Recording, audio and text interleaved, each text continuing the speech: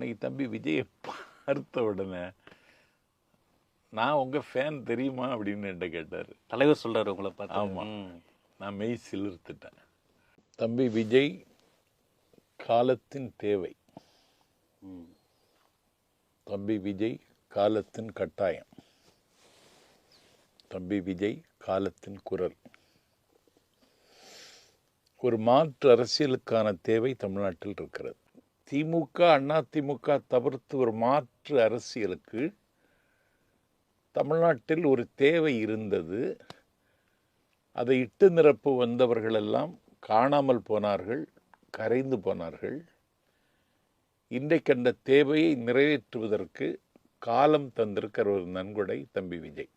சாதி சமய அடையாளம் இல்லாத ஒரு தலைவன் விஜய் என்கிற வடிவத்தில் தமிழர்களுக்கு கிடைத்திருக்கிறார்.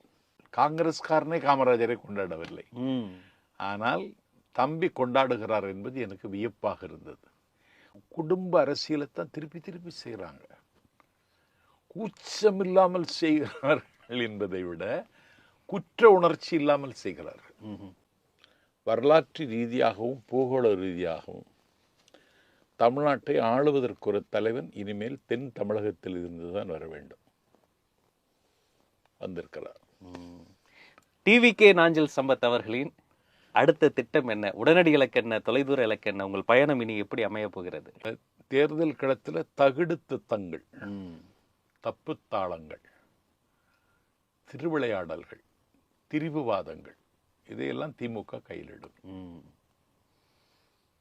அதை சாமர்த்தியத்தோடும் சாதுரியத்தோடும் சாணக்கியத்தோடும் தாவைக்கா எதிர்கொள்ள வேண்டும். தலைவர் விஜய் அதை எதிர்கொள்வார் என்று நம்புகிற தொண்டர்களில் நானும் ஒருவர்.